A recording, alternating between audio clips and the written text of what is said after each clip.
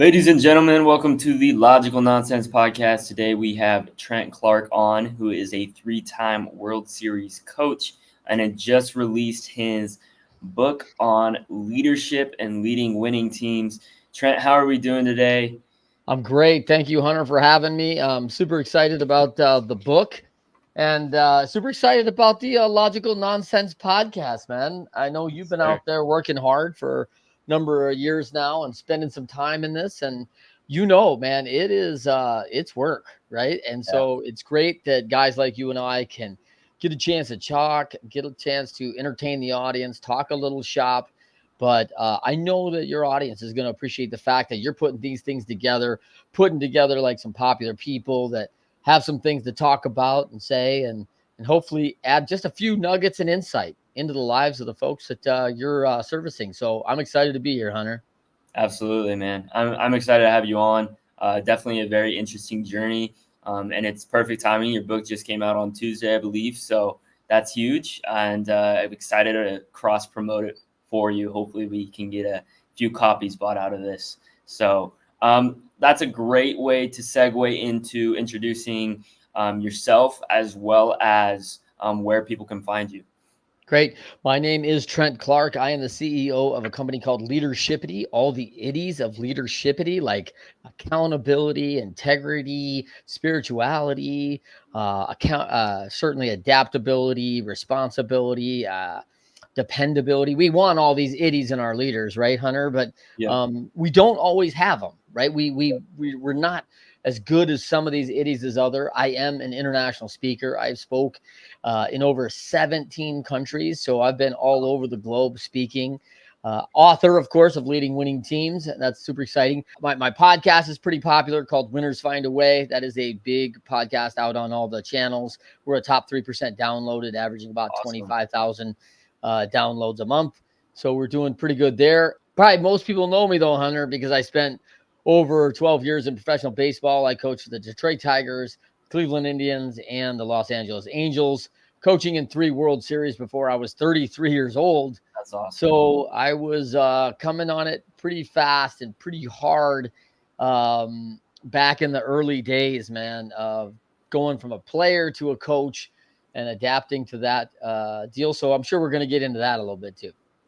Yep. Yes, we are. So that is a perfect segue. Let's hop right into that journey of both being an athlete as well as being a coach, what that looks like, and how that transition looked like as well. Yeah. So to answer your final question, I didn't answer, which is you can find me at Trent@leadershipity.com. I am at Trent M. Clark on all the socials or at Leadershipity and X and Trent M. Clark at LinkedIn and Facebook, all that good stuff. And of course, you can buy my book at my author page is bit.ly Trent LWT, Trent LWT after Bitly, and you can find it on Amazon, Barnes and Noble, all the usual suspects, right? Yep. You can find those. And so, man, I was just a committed athlete. Hunter, my journey was youngest of 4 kids, and I was not interested in being a college athlete. A pro athlete. I was committed to being a college and pro athlete. So started at a young age, lifting, training. It was my focus. And, we all know what happens when our focus really starts moving in alignment with what we do and how our actions take place. So didn't drink, don't smoke. I was like workout guy, very, very determined to get what I wanted. And man, a lot of challenges along the way for sure. First of all, Hunter, I don't look like all the other pro athletes, right? At 5'6", 170 pounds. This isn't your standard baseball guy. All right. So right there. I'm also 5'6". Yeah. So you can appreciate the fact, like, you're not mistaking me and the giants of the major leagues. Like it immediately shows up as a coach that I am much smaller than the rest of the guys. So when I was playing, I was going along pretty well all through probably till I was about 21 and really kind of, not without its ups and downs, but I was blessed, man. I mean, my high school team played 3 state championships in a row, my sophomore, junior, and senior year. And then I went on to junior college and I played more tennis. And I didn't really play baseball those 2 years. And our tennis team went to the national championship twice. Wow. And then I transferred over to the University of Toledo, where I played both tennis and baseball. And both teams were pretty average, not very good. Yep. And then I signed in with the Detroit Tigers. And it was one of these, at that point, it was you'd make a good coach. My shoulder was pretty burned up. I was spending about 6 hours a day in the training room, and took a couple shots trying to get that thing right. And without the imaging that you have now, they didn't know how bad it was, but I was playing through it with physical therapy, treatments, all sorts of stuff. And I was fatiguing, man. After doing that for about 2.5 years, I was now 23 years old, and they're giving me that "you'd make a good coach" talk. Yeah. And I thought, I'm going to do that whenever I'm done playing. And they're like, yeah, that's now. And I was like, oh, well, I thought that would be a little later because I thought I'd try to get this thing better. But man, I mean, I think the writing was on the wall for me. I was seeing how hard it was to compete at 100%. That was hard. And now I'm at like 75%, right? And I've got a torn labrum off the bone, and I'm going to get a tack and get it tacked back up. And so, at that point, what most people don't realize is that surgery is not an ultimate, 100% fit and fix. No. It's rare that you come back full go, and there's a lot of things that got to do with that, but it's a real challenge. And certainly I am not 100% today, even now after that surgery. So I can wash my hair again, which is nice. And I throw with all my kids. I got 5 kids, so they all play, and I get to coach, and that's fine. And but for certainly throwing the ball like I used to throw the ball, that's not happening. So it was a natural progression in that way, Hunter. And I had set so diligently on my sights of being a major leaguer that when it was very evident I wasn't going to be a player in the major leagues, I immediately pivoted and quite joyfully, Hunter, in a way that, oh my gosh, I don't have to go to a training room for 6 hours and sit in 45 degrees of ice. And, I mean, you've been in the cold plunge. These things aren't like pleasure domes, right? Yeah. And so you're realizing how much pain you're going through. So that like literally turned off a valve right there and just stopped. And I could focus in on all the things I learned on this journey to help other athletes get their dream. And so I instantly became this dream maker, right? And so I'm like, man, I got this degree in exercise science and health and a physical education certificate to teach. And now I'm teaching these pro athletes. Like, how do you prepare your body mentally, physically, emotionally, morally for what's about to happen out there? And so, fast forward just a few years, man. I mean, from 23, I'm with the Detroit Tigers, the strike hits. I coach for Sparky Anderson. I'm with these legends. And I'm with my home state team of the Tigers, which was in '84. I was 14 years old when they won the World Series. And now I'm coaching Alan Trammell, Kirk Gibson, Lance Parrish, and I'm on the staff with Larry Herndon, who was playing then. And I'm like going, this is like awesome, man. This is a dream come true here. And Ernie Harwell, I get to see every day at work. And I thought, man, this is incredible. The strike hits. I started my first business, which is private training. A bunch of athletes went home to Phoenix, and I drove out to Phoenix and started training athletes and training individuals that wanted that high level personal care and attention and training, and started my first business. And then when the strike ended or was coming to an end, I got a call that Coach Saban was headed to Michigan State and asked me to come in and be a GA there. And so I went to Michigan State as a strength coach, graduate assistant for a great coach named Ken Manny. And man, I was just submerged now in this coaching journey, and I'm sponging from great coaches, right? It's incredible. I'm not even there a year, and Cleveland calls me, and I had interviewed with them before for an internship before I signed with Detroit, and they hired me for a major league job. And man, I mean, probably like 6 months later, I'm in the World Series, and I'm sitting in that dugout, Hunter, and it's like I'm looking out on the field. I'm only 25 years old. And I'm thinking like, hey man, like 13 years ago, I was running around my backyard hitting wiffle balls like bottom of the ninth, game 7, and like we all were. And I'm looking out going, wait a minute. Everybody was doing that. We're all Yeah. just living our dream right Yeah. now. And you're in the middle of it. And you're like, this is crazy, right? Yep. Because how many people really get to live their dreams, right? And so, man, I took that responsibility of being a dream maker very seriously. Yeah. Uh, and that was challenging because, Hunter, when you're 5'6", 175 pounds, and you've got a 35-year-old, 38-year-old Eddie Murray who's already been in the league like 17 Yeah. years, and he's like, "Why should I listen to you? What do Yeah. you know that I don't know?" And I'm like, "Well, I know a ton more about your body and what's happening than Yeah. you do. Yep. And I'll tell you exactly what's going on with your body and why it's happening." And we had Oral Hershiser, who had a shoulder shrinkage. And so he had gone through this massive surgery, and he's just trying to hang on for 4 or 5 more years. And he's a great competitor. Yeah. And so he's doing everything in his power, learning about every nook and cranny to his body, which, in the last 4 years, he probably made another 10 million, right? Like it's like, it's not like it's just like, oh, hey, I worked 4 years at, $50,000 a year.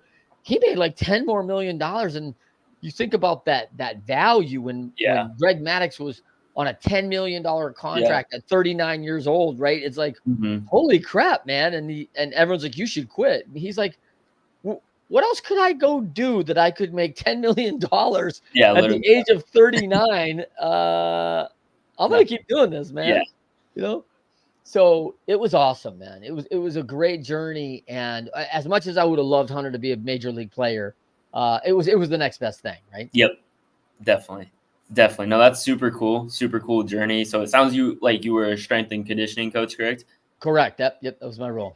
And how big was strength and conditioning at that time? Was it still like an emerging thing, or was it kind of, yeah, that's what I thought. So Yeah, talk great about word. that Yeah, process. that's a great word, Hunter, because it's exactly what it was. I mean, at the time, there was all sorts of strength and conditioning at the time in college football. It was really at the peak where you remember like Nebraska had this Oh, weight yeah. room, and they would do it every season where they'd walk through the weight room, and you'd see that it was like an indoor football Yep. field size. Yep. And they had a 40 track where you ran down the middle and timed your 40. And man, I mean, their strength coach is like legendary, and like Yep. it was so cool to see that getting. But baseball was like, oh no, like Sparky believed like you can't lift weights, you'll get Yeah. bulky and I tight, remember and you'll those. never be able to hit the ball. And I was like, well, hey Sparky, like this McGuire guy's doing okay. He's hitting like 50. He's like 22 years old, and he's a monster of a man. And I'm like going, oh man, it seems like it's working out okay for this Canseco guy. And Yep.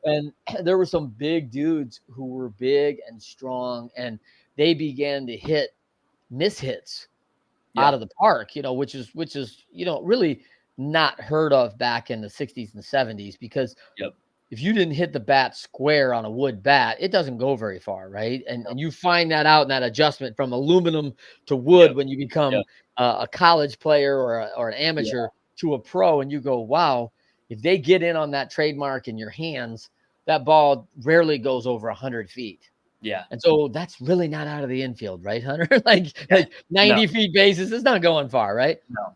Now all of a sudden you got a guy who misses and he hits the very end of the bat, and you're thinking, oh, well, he didn't really get it. Little pop of corn of, out to right field that goes now 385 feet and goes over the right foot wall. And everyone goes, holy crap. Yeah. What was that?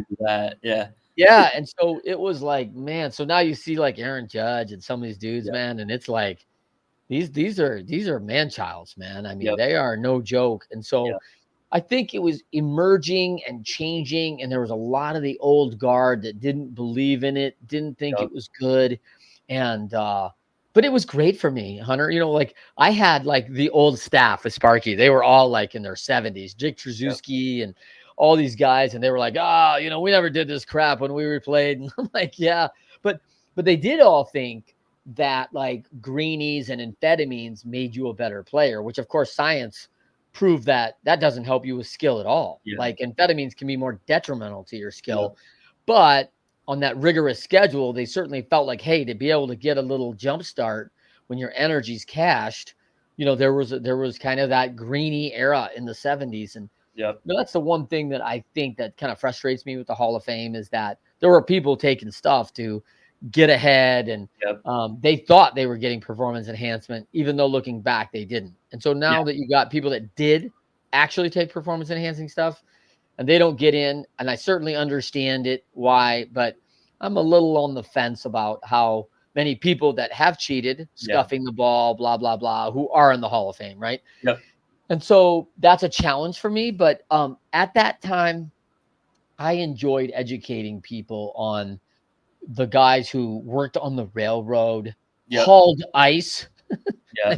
Like, when did you have to haul ice? When did we not Yeah. have coolers? And they're like, well, in the 50s, and they start telling me these stories of in the city. And I'm like, hey, how about this guy we just signed for $2 million? He's 18 and he Yep. throws the ball 97 miles an hour. And he's like, yeah, that guy wouldn't last a day on my ice job, wouldn't last a day on the railroad. And I'm like, I get it. But like, he doesn't need to. We gave him $2 million. So all the workout and carrying ice upstairs and throwing a sledgehammer, you were doing physical stuff. So all I'm trying to do is to have them do physical stuff, very pointed and specific for them for like 90 minutes to 2 hours every day in the off season to make sure they come back ready and they don't fall out of shape. And they were like, oh, well, that kind of makes sense, doesn't it? I'm like, thank you. Like, thank you very much. So like I had a way of getting through to people. Like, it's not what you think it is. We're not all, training bodybuilders out here, and guys are going to Yeah. be taking, creatine and try to figure out exactly how they can get their pecs to be shaped properly for the Yeah. competition. Like that was there was some guys that were a little lost in that, but like for the most part, most people were very functional about how they were training. Yeah. Yeah, definitely. You wanted to see the performance pay off, not necessarily the body. I mean, the body comes with it, regardless if you're Yeah. training it, but you want to see the results for sure. And yeah, and Hunter, it's so funny that you say the body, right? We had a few, fabulous underwear guys. Do you know what an underwear guy is, No, Hunter? I don't. He looks great in his underwear, but he can't hit a curveball, right? Well, So I've it's like, heard plenty hey, of those in every sport. yeah, right? Like, it's awesome that you're in fabulous shape and you've done Yep. all this work on your fitness. And it would drive me crazy as a coach, because Yeah. as much as I love those guys who would come in and really do the work, never complain, that made me feel good. But I'm like, I had to tell and kick them out. Like, hey, listen, man, you look great in your underwear. This isn't where you need to be. You are Yeah, physically very prepared.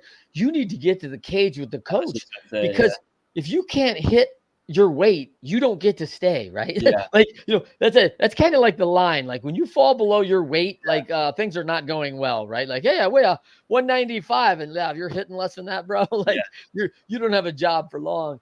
So you got to produce, and it was easy to get it was easy to get lost in the imbalance. yeah, Like, you know what, man, I'm really good at studying film and preparing my mind, but physically I'm not prepared, right? yeah, And then all of a sudden they're getting injured all the time, or vice versa, where it's I'm physically ready to go for anything and mentally, emotionally not prepared. And it was like, oh, every time a strikeout, they're snapping bats, they can't get yep, self-control, and you're like, dude, what are you doing here, man? Like, mhm, and so there was this imbalance all the time. And there's so many like lanes that you have to be balanced in, Hunter, to be the best. And that's really what the book's about, right? When you yep, talk about leading winning teams, you got all these areas and we want them all to be great.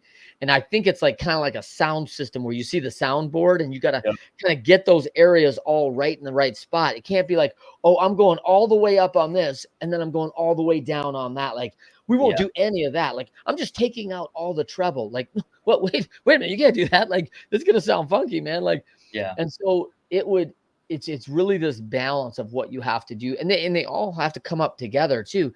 And that's where you get those indifferences, right? Where someone comes up great mentally, and they're all this mentally dialed into that, and then physically they're not there, and you can't compete.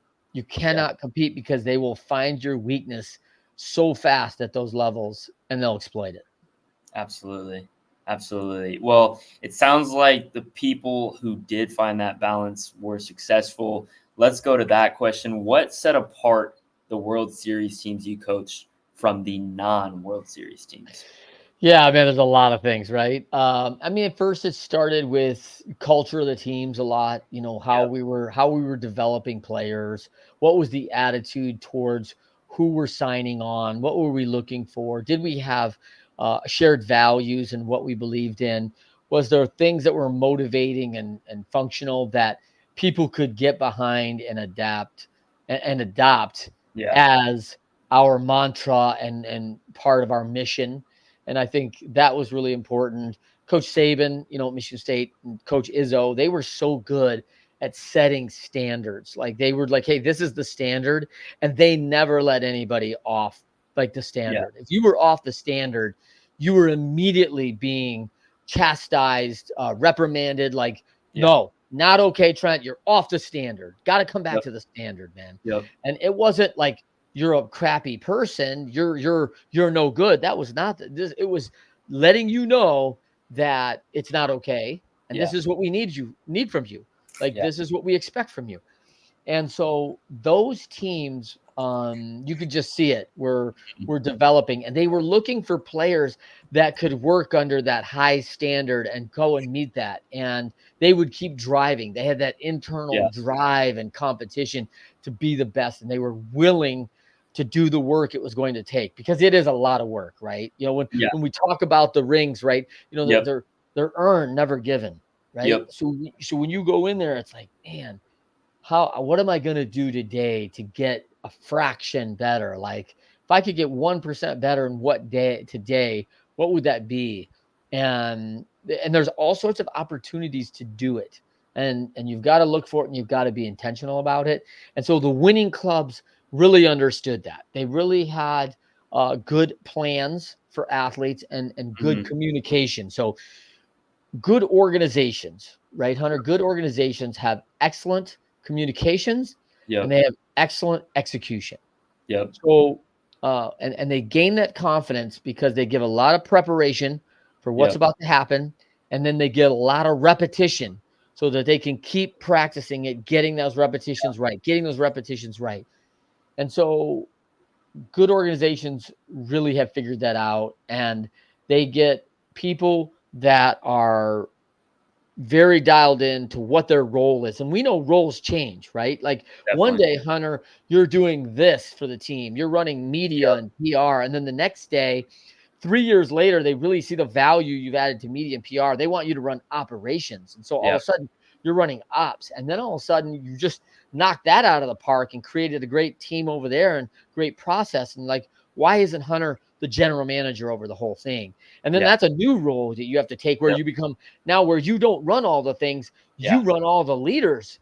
And so that's a whole nother role. So inside the organization through experience, your role changes, but Definitely. letting people know what their role is. And that's really important deal when like you're a free agent. Because when Yeah. you're a free agent, Hunter, and you're 37, you may be coming over for us to be a DH and be a Yep. key guy in the Yeah. clubhouse, to talk to the young players about Yeah. what it's going to take to stay in this game like you have for 17 Yep. years. And you become like almost a second coach when you're Yeah. like going, hey, I want it like when I was 30, when I was the starting shortstop and batting third. And that's not today anymore. That's Yeah. not your role anymore, Hunter. And Yep. so it's like the roles change, and that's okay. That's Yep. okay too. Like, I think coming back to Greg Maddux, I think it's cool that he accepted. Hey, I'm not the number one pitcher for the San Diego Padres. I get a handsome salary to be the number 3 or 4 pitcher now in the lineup, and I got to accept that when the playoffs come, they're not. Hey, Greg, you're throwing game one, which has happened for the last 12 years and seasons of my life, right? And it's a new role, and that's okay too. And so I think the good organizations really do that well. And then lastly, I think we get players who understand self-discipline, and we Yep. get the leaders and the coaches to really understand simplification of Yeah. things. Don't make things too complex. Like break Yeah. it down, simple stuff, and prioritize the right things. Yep. So many organizations I see, Hunter, are like, oh, well, let's prioritize the color of the stands in the stadium. Like, listen, man, I don't think we're gonna win championships worrying about the paint color on the seats, man. Like, Yeah. that's not that it's unimportant, but we need to prioritize now to get us over the hump of competing at that level. Yeah. And the paint, while somebody's role and very important for someone in facilitations in the facilities, great. Please let them manage that, because that's it. That is important to them. But man, it's not to a championship Yeah. team. So we Exactly. got to get that right. And of course, we all miss that a little bit, right? Even the best miss that, Hunter. But the good organizations are doing it really well. Like 90%, they're pretty dialed in. There's very little inefficiency, and there's very little poor communication. Yeah. I really like what you talked about with roles, especially because I think you look at any sport and it is the teams who don't understand their roles, who have the selfish players who want to make it about themselves and don't understand them roles that aren't successful. And I think, especially in the MLB, when you have a 162 game season, understanding which roles you have, as well as when you need to step into different roles and different hats when the guy goes on IL, etc. I think that's huge because you think about that mental as well as physical endurance and having that confidence in each other. I mean, that's huge.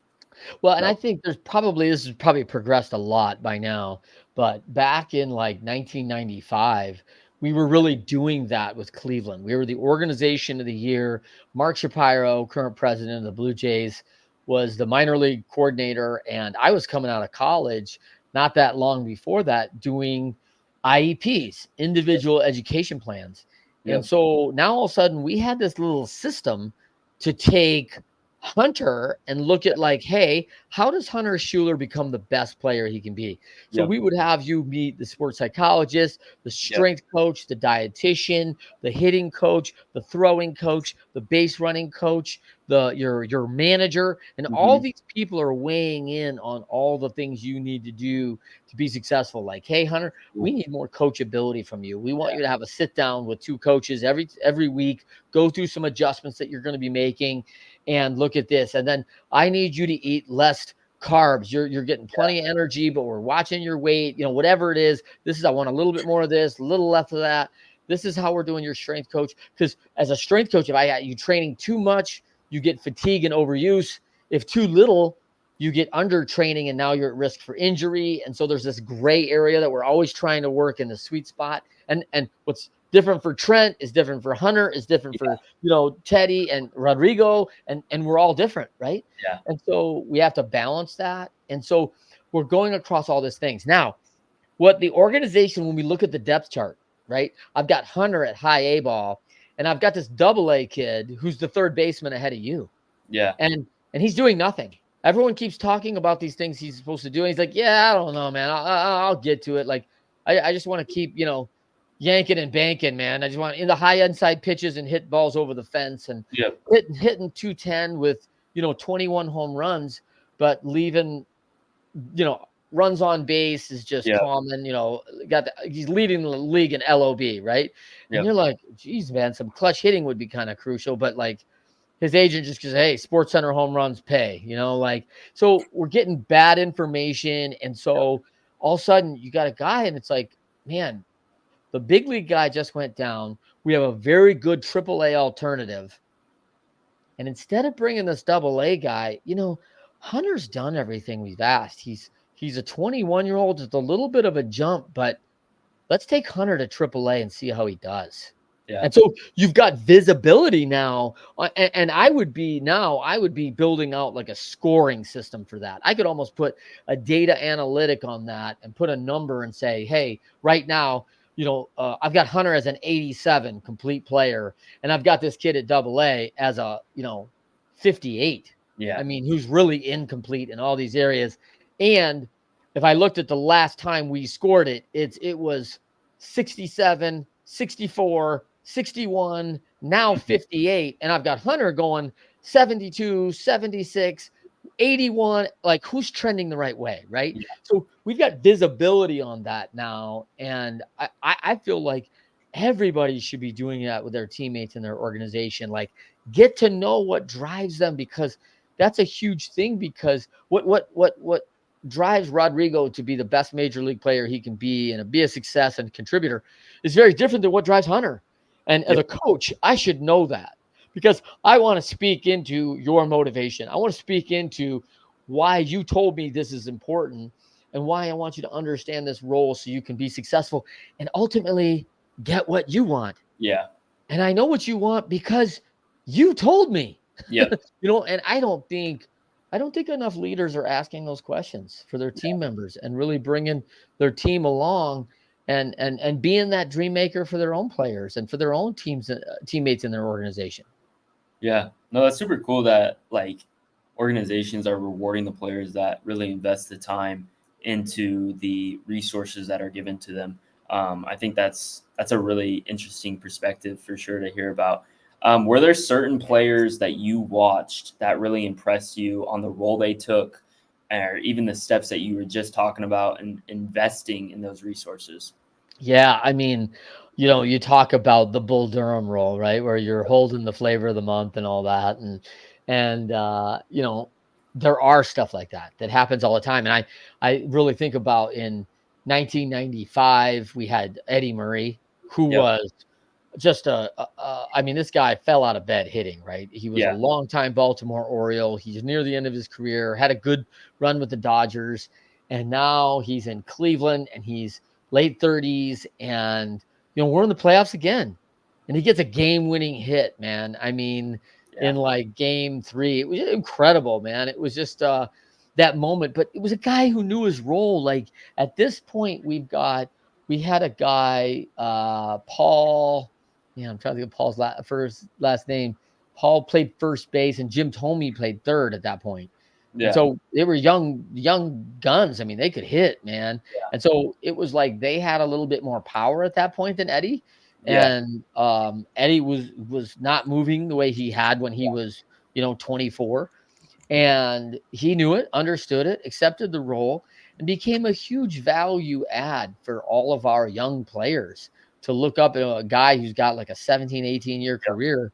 And it was just cool to see him take on that role. I mean, Kirk Gibson did that role when I was in Detroit in 94. That was very different from when he was the go-to young gun of the 84 team, sliding in bases, running down catchers at home. I mean, like, he's playing a level of, like, back to his flanker days at Michigan State, right? He's kind of a football player out there anyway, and he plays hard, Yeah. and he's getting smarter because he can't play that same hard and put his body on the line now at 35 that he could at 25, right? Yep. And so it's a very different deal, but he has tons of impact on the team, and he's still an everyday player, right? Yep. He's just not the star then, right? And that's huge value add. And so you see these roles that players have to come in and do and adjust, and most of them take it pretty well. But there's certainly times where it hasn't worked well. You're asking a guy to do something like, I'm not ready for that role yet. Yeah. I still think I'm X, and like all the data shows them that they're not, Yep. but they don't want to believe it, I guess, right? And so it's like, well, man, like, you gotta kind of factor it in. And I think respectfully, if a guy says like, hey, I don't really want to be a guy who hangs on and plays sparingly at 35. I want people to remember me as a 31-year-old dominating in the World Series and setting records, and like, I get it. You probably made enough money at that point. You don't have to stay, and some people don't want to do that, and I think that's cool. I mean, I don't fault them for that, but if you do decide to stay, you have to accept the role you're in, and recognize that those roles may change. And that's part of a good manager, Hunter, is like, when you're managing a good team, recognizing that someone's not being successful in their role, and realizing I've got someone who could be more successful in that role. And when I have somebody, right person in the wrong seat, it's my job to get them back in the right seat, even though they may not know it's the right seat for them. And those are hard conversations, but that's why you're a leader. Like, you're the one who's got to have the hard conversations and talk about, how do we become the best as an organization, and how do you contribute the best inside Yeah. that organization? Yeah. No, I really like what you said there again. I think you see it all the time today still. I mean, I'm a big Twins fan. Carlos Santana for us, like he used to be a big player, right? Now Yeah, he was he's the a man. really good role player for us. Like he Yeah, gets on base, he drives bases in. Like he's had a really good season this year. yeah, If you go to basketball, I think Chris Paul is a great guy, right? Now he's that right. leadership role. He's mentoring young kids. He's not putting up 20, 30 points a game anymore, Yeah. but he still holds value on the team. And I think that's something that a lot of people, I think if you don't follow the league closely, don't quite understand for sure. That's a Um, great example with Chris Paul, man. I mean, because he was the guy like, hey, 10 years ago, take the shot, take the shot, take the shot. And yep, he knows now it's not my shot. I have Steph on my team. yep, Like I have these other guys who it's their shot now. yeah, And so he really gets that. Like, hey, I've got to get in there. I got to make my fake and deliver and get him a little yeah, space. Steph doesn't need a lot of space, as we saw the Olympics, right? But like he yeah, needs a little space, yeah, and he's working to get his teammate a little space to get that shot off. And one of the guys I admired, like, and I didn't really notice it so much and didn't think that much about it, Hunter, but we just talked about this guy on a show the other day, and I came up and I coached Frank Tanana. oh, okay. And when Frank Tanana was 25 years old, the guy threw near 100 miles an hour, like, and he's this left-handed flamethrower. He's got the hair flying all over, and he's coming from way down on here, and Yep, he's falling off the mound, and it's like I coached him, and he's throwing 87 miles an hour and carving people up with little two-seamers and throwing in on their yeah, hands and mixing speeds. And so all yeah, of a sudden he darts one in there at 92 and it looks like 101 because he's softened you up so much that you're like laying back, laying back, laying back. And then all of a sudden he gets yep, in and you're late and he gets it in on your hands. And like he totally reinvented himself yeah, as a pitcher from this guy who's like this young kid who's like, Hunter, I don't care how fast your bat is. The old number one's coming. Get yeah, ready. And it was like, are you telling me it's fastball? Because yeah, he believes like you're really not going to do that much with it anyway. Right. And so like, I mean, he was that guy. And it yep, was like, man, and to make that transition to stay and play yeah, as long as he did, that is pretty impressive, right? definitely reinventing yourself, Yeah. how you play. Smoltz did Yeah, it too. Starter to closer. yep, definitely, Yeah. definitely see it all the time now. 2 Michigan guys, by the way, just so you Yeah, know. I'm just saying there's 2 Michigan guys, and that probably yeah. should be noted that, those Midwest boys, they got it kind of figured out. I love the pride. I love the pride in Michigan. I love it. Yeah, the Lions, man. We got to restore the roar, man. We're trying Yes, to sir. we've been at the back of the bus a long time, man. So we're Hey, excited.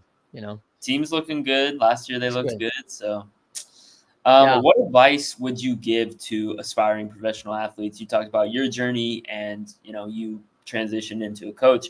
But what did it take to even get to a point where they had to tell you to get to a coach? Yeah. So that's a really good one. I'll tell you the number one advice that I got.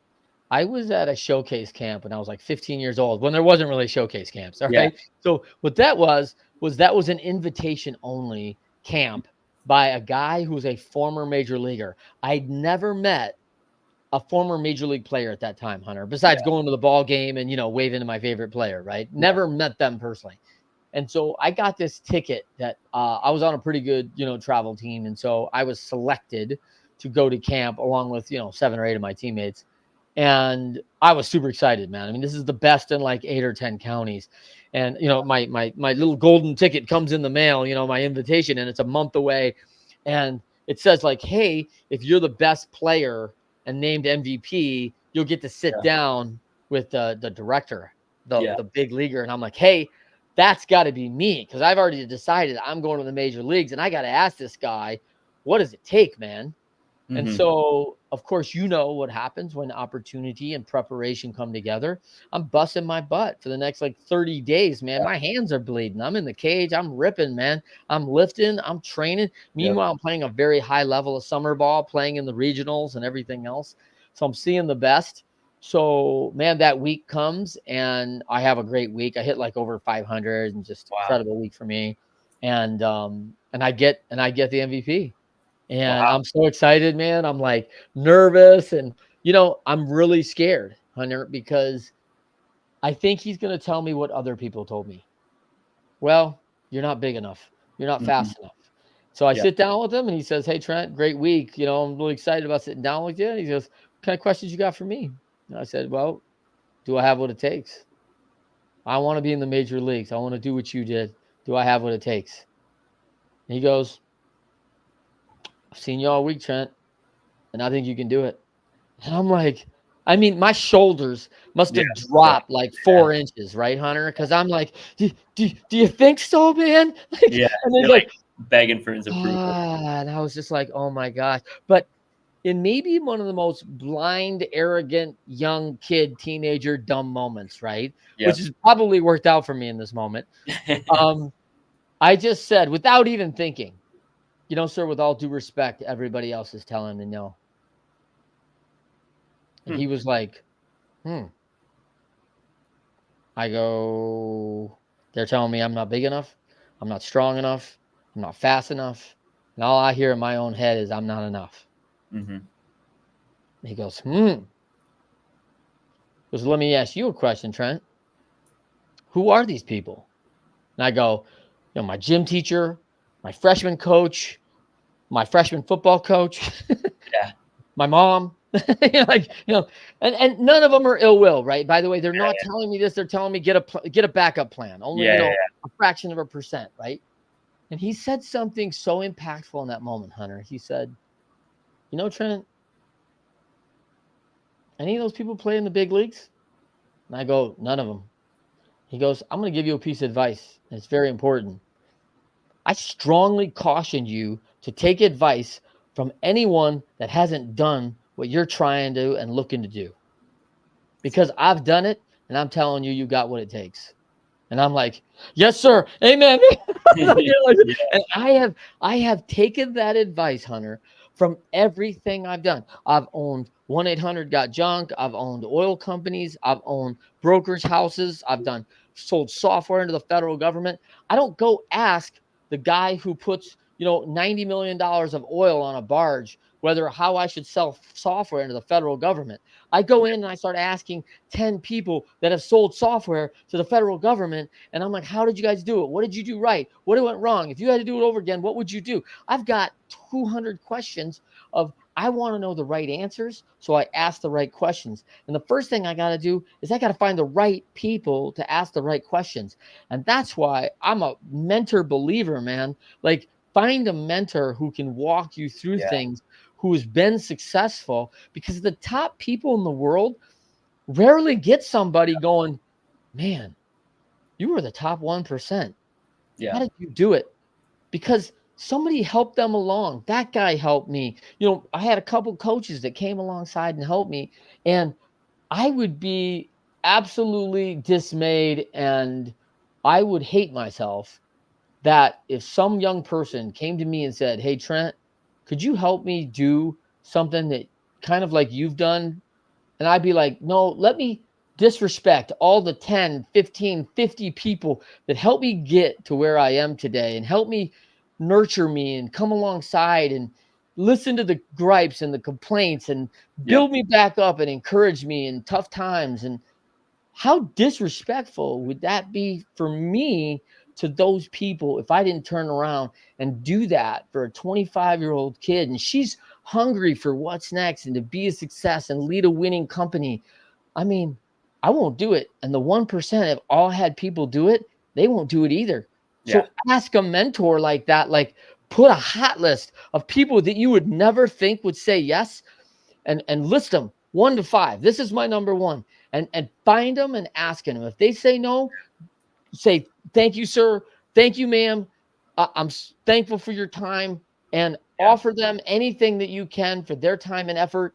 And go to number 2 and say, listen, I need help. And I would be willing to buy you lunch every month just to have an hour of your time to get this thing. And I'm willing to offer you something just for your education and your time and effort and they will do it. You'll never get to number 5. Yeah. Yeah. No, I really like that. I think mentors are huge, and they are not talked about enough, honestly. And they're a lot easier to reach out to nowadays. I mean, you have social media, Yeah. use You it. can find people, man. Like, You it's can not find like it people. used to be where, like, how you get to them, right? Yeah. You can get to them. Yep. You gotta be diligent. You gotta be intentional. You gotta be committed, Yep. but you can absolutely get to people. Definitely. What is some advice to your younger self? Yeah, to my younger self, it's I had a lot of fear Yeah. growing up. Fear of failure, fear of not being enough, fear of getting hurt. Um, man, I didn't have a very good spiritual foundation that if and I use that because Hunter, I felt like I feel now I have a very good spiritual foundation now, and I don't fear things anymore because Yep. I'm not in control. There's always somebody better than me, bigger than me, and whatever you believe, it's Yeah. not about me, right? There's always something else, and so it takes a little bit of the self focus on. And I think I think part of that fear is self consumption. You know, Yeah. you're so consumed in your own thoughts and your own concerns, and I think being less consumed in that is important. So I think that spirituality plays a big role in that fear. But I think that I was always willing to go for it. I wasn't afraid to embarrass myself. I Yeah. wasn't afraid to take risks, but I feared other things, and I feared what other people thought. I think I was a lot pretty concerned about how other people thought about me, and I see that a lot today. I see a lot of people concerned about what people think of them, and I will caution to say it's not like you can't give a crap what people think, okay? Yeah. Because perception is reality. If you have this perception that you're an arrogant a-hole, then you're an arrogant a-hole. I don't care what's real, but Yep. really on your inside and your heart, if you're trying to go for a job and everybody thinks you're an arrogant a-hole, then that's how they think. And so you gotta recognize that perception is in people's minds. And Yeah. so you have to be conscious of that, right? Definitely. Now, on the flip side of that, I think that I meet a lot of leaders, and I'll say this is a little bit probably more prevalent in the female leaders than the male leaders, that they're really concerned about what people think about them. Yeah. And one of my big questions to ask people, Hunter, is is it more important for you to be liked or to be respected? Yeah. It's a good And point. as a leader, you are limited. If it's more important for you to be liked, and it's okay. Yeah. There's nothing wrong with you for that. There's Yeah. nothing wrong with you. I'll just tell you that if it's more important for you to be liked, your leadership journey is going to be capped. You're Yeah. not going to go the distance. You're not going to go to that top echelon Yeah. because at that echelon, you make decisions and 48% don't like your decision. The majority do, right? Yeah. You've caught the majority, but barely.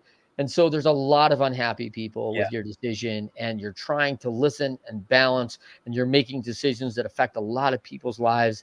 And so when it's so important for you to be liked, you tend to not make the right decision because you're misaligned with what's important. And so that becomes a real challenge, I think, for folks. And so I tell a lot of leaders that who are really consumed Yeah. with what people think is that you're going to be absolutely staggered when you learn how infrequently people actually think of you. Yep. Because I've walked around in offices before, and you know what they're thinking? They're thinking I shouldn't have worn this shirt with this tie, or they're thinking that I'm not ready to go for this meeting, or they're thinking that like They're they're not that thinking easy. about what they got to do. They're picking up their kids after work, what deadlines they have, what car Yeah. they're going to drive to grandmother's this weekend. Yep. We're saturating our own lives. We're about me, I. We're thinking about us Yeah. and the things we have to do. We are not consumed with everybody else. And quite frankly, if we aren't we just passing judgment, Hunter? Yeah. So if we're just walking around with the hey, I'll be passing go, no go judgment on everybody, Yeah. none of us are really qualified for that role. Nope. That's for sure. So if that's a person who's passing that along, I mean, Hunter, you and I aren't going to respect that person Yeah. anyway, who's Yeah. judgmental. So we probably don't even want them in our organization. So who am I trying to impress? That person? Yeah. No way, right? So you could see how misaligned that is. But when I was young, I didn't know that. I didn't know it, man. And I think I was probably trying to get the right people to like me, and I think I should have been more concerned about just doing the best job I could do. Yeah. Every decision you make, somebody's not gonna like it. That's Yeah, the end all be all. everyone. You kind of There's just have to someone accept somewhere that. goes, "Man, what are you thinking, Trent? That was totally stupid." Yeah. Oh, Can't well, hey, please everyone. thanks, Diane. I appreciate your feedback on that. Like, Yeah. Yeah. man, like, Yeah. and she may not be wrong, right? Yep. She could be really right. It's gonna play out, right? Yeah. And I'm gonna find out like whether this was really a terrible decision. But at the end of the day, man, I wish I'd have known that at a younger age. Yeah. So you are all about leadership. You have it on your shirt. You have it on your book. It's everywhere. I bring up Trent Clark, it's everywhere, right? Yeah. What is so important about leadership to you, and why is it a principle you really stand by?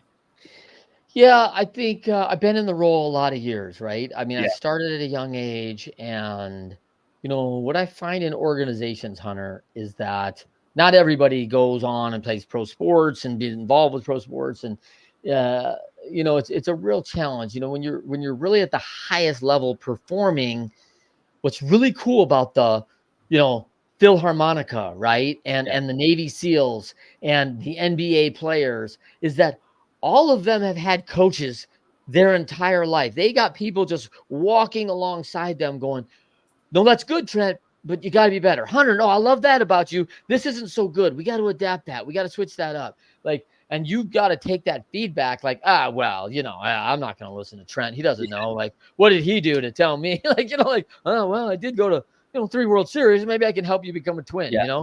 And so it's, if you're not coachable, it's a challenge, right? And so what I found when organizations started hiring me is that we Yeah. really need our organizations really need leadership, and they really need coaching. Yep. And I go into organizations all the time and I'm like, "Hey, where did you get your leadership training?" "I've never had any." "Have you ever been a coach?" "No." "Hmm." So your whole organization is relying on the fact, like, in order for us to deliver and be better, we need great leaders, which I don't Yep. have any formal training. I'm going to model some things that maybe some people were good at because no one went to school for leadership and no one went to school for coaching. Yeah. And now my whole organization needs leadership and coaching. That's concerning, Yeah. right? Because and by the way, I don't even know if the models are any good anymore. When Yeah. I think about back in the day and we had leaders and they held themselves in high regard and this is what they did, and it was big news when a leader fell because leaders rarely fall. They were like, "Man, I got to take this role seriously. This is so important to me. I can't muck this up. I'm going to take my responsibility so seriously." And now, I mean, look at our political system. Like, I mean, Yeah. it's just daily lies, steals, cheats, and it just sounds awful. Yeah. And and this is what we're modeling leadership in our country? That Yeah. scares the snot out of me, Hunter. Do Yeah. you It do you does. do you want your children to be like, "Hey, listen, we've modeled it, and a good leader gets away with stuff because if you do it right, everyone will look the other way," because that's what we're teaching our kids, right? Yeah. And that's sad. That's Yeah. not It okay. is. That's not okay. So I think that's why I'm so passionate about it because I came from that era where those people held that responsibility and they were dependability. They showed that time and again, proving their dependability in it. And so having dependable leaders will automatically set your organization in a different way. And so, when you get 4 things right: coachability, adaptability, responsibility in your people, like they have that. They're willing to accept feedback and coachability and do something different. Then they do the reps to become adaptable and they get adaptability and they can adjust to what you need inside the organization. And then they own their responsibility, their role that you've given them, and they deliver on that responsibility. And that 3 things, they do it again and again: coachable, adaptable, responsible. They become very dependable because you can count on them now. And Yep. so when you have that inside your organization, you'll be in the top 10% every Yep. time. And you'll kill your competition. It will not be close because they don't have it. Yeah. No, I mean, you hit it nail on the head. I mean, it's what you do, so I would expect you to hit it nail on the head, right? But, Yeah. uh, Thanks, man. yeah, no, I love it. I love everything you say about leadership. It's definitely important. It's an important role. No successful team, regardless if it's professional sports or in life, just in general, no successful team doesn't have a good leader. It all starts with leadership. So I completely agree with what you said. Let's go to some fun questions.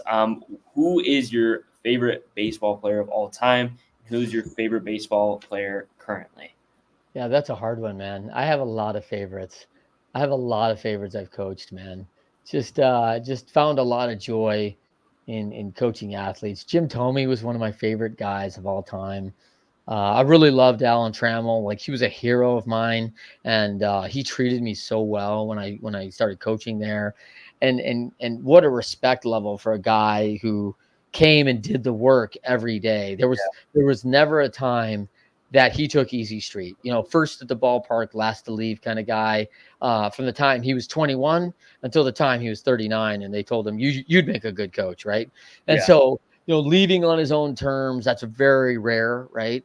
Obviously in pro athletes, that's very, very rare. Everyone else, we all end on a loss or a firing, right? Like, it's March Madness. There's 64 teams, 63 are losing. All right.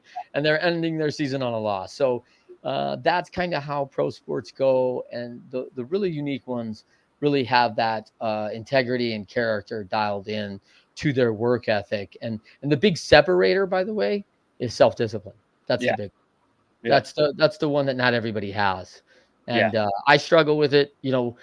People struggle with it all around me, and they're really at the highest levels too. But the ones who are really above everybody else, who are really the phenoms, the goats, Yeah. self-discipline is not an issue. Michael Jordan, Tom Yeah. Brady, they're self-disciplined people They're that dialed like in, yeah. at another level. Time. Yeah. Tunnel vision. Tunnel Yeah, vision. they're good. Yeah. Good like that. And I don't know how that shows up in the rest of their lives, but in this thing, they're really good at Yeah. it. Do you have a favorite current player that's playing right now? I do not. I do No? not. I don't watch it very closely. Really? I know that sounds terrible. I'll tell you, I do like Jose Altuve, man. For you and me, come on, Yeah. Hunter. Like this Yeah. guy's like 5'5", bro. Yeah. Like I love it. Like in standing next to Jose Altuve, I was like thrilled to look eye to eye in this guy and go, damn, man, like you're my hero right now. Yeah. And it's great. I'm really impressed with him and his longevity, and that's really cool to see. But yeah, man, I like players like man, Cal Ripken was Yeah. I very limited around him, but I was so impressed with him about his work ethic and how he went to work and his methodical way. And he was so committed to the fans. Of course, people probably remember most about him, just after the strike in 94, like it was like 95 or 96. And he's doing the lap around the stadium, giving everybody a high five. What most people don't know about him as a strength coach that I get that people don't is at the end of the day, he'd be my last guy to work out. And so I'd shower up and we'd be walking out of the stadium and he's on the visiting team. And I'd go up and there'd still be 125 people waiting at the parking lot to get his autograph. And I would go home or go to the hotel and he would stay and sign for that 125 That's people. cool. He would never if you stayed for me, I'll stay for you, was his kind of attitude. That's crazy. That's awesome. That's super cool. That's super cool. Yeah, I had no idea about that. That's a really cool story, actually. Yep. All right, well, we're running out of time, and I want to be respectful of your time, so I will let you pitch your book as well as yourself one last time. Yeah, thank you. Leading winning teams. You know what we're gonna have? I'm not sure when the show's gonna post here, but we'll have a big book launch on August 27th. If you missed that, sorry. Yeah. If you missed that already, but our book launch, you can find the recordings. That it will be fine. You can reach out to me at trent@leadershipity.com. You can find the book Leading Winning Teams on Barnes and Noble, Wiley.com, certainly Amazon, where everybody else gets it, right? And how teamwork, motivation, and strategy achieve big league success. And so I've been blessed and fortunate and very thankful for the probably over 200 interviews I've had and featured 40 people. And there are some of their quotes to talk about some of my principles in that. And so thankful to all those people who came alongside and helped me. Awesome. Yeah, well, it was a pleasure having you on. You were a great guest, and it was super great to hear about your journey, your new book, and some of what you stand for. You're quite the incredible guy, so I appreciate it. Thanks for having me, Hunter.